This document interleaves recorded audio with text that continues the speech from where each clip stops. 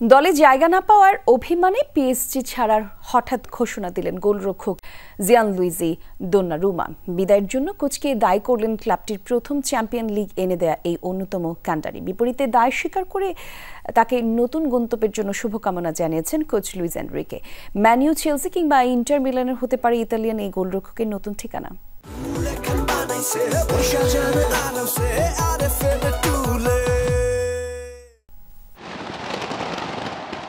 ক্লাবের ইতিহাসে প্রথম চ্যাম্পিয়ন্স লিগ জয়ের সুখস্মৃতি এখনও টাটকা। পিএসজিকে আরাধ্য এই ট্রফি এনে দেওয়ার অন্যতম কারিগর ছিলেন গোলরক্ষক জিয়ানলুইজি দোন্নারুম্মা। বিশেষ করে 3 English club Liverpool, Aston Villa ও আর্সেনালের বিপক্ষে দেখিয়েছেন অপ্রতিরোধ্য পারফরম্যান্স।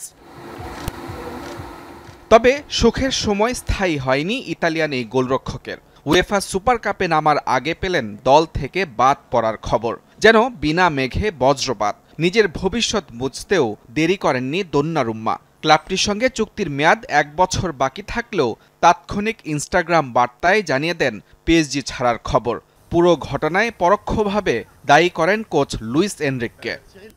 প্রথম দিন থেকেই প্যারিসের গোলপোস্ট রক্ষায় নিজেকে উজাড় করে দিয়েছি। তবে দুর্ভাগ্যজনকভাবে কেউ একজন সিদ্ধান্ত নিয়েছেন আমি আর দলের অংশ হতে পারবো না। আমি হতাশ ও বেদনাহত। আশা করি পার্ক দে প্রিন্সেসে শেষবারের মতো সমর্থকদের সামনে বিদায় বলতে পারবো। এই ক্লাব ও শহরে থাকাটা ছিল বিরাট সম্মানের। ধন্যবাদ প্যারিস।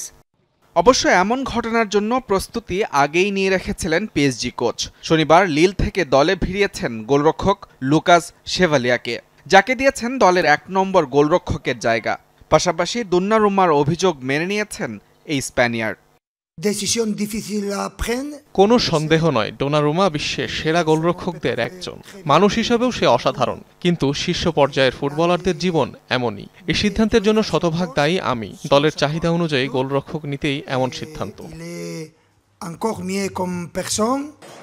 এখন প্রশ্ন, 26 বছর বয়সী দোন্নারুম্মার নতুন গন্তব্য তাহলে কোথায়?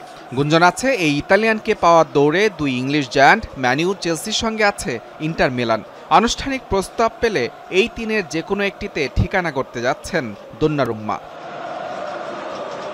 মুজরাবিন তারেক, যমুনা স্পোর্টস।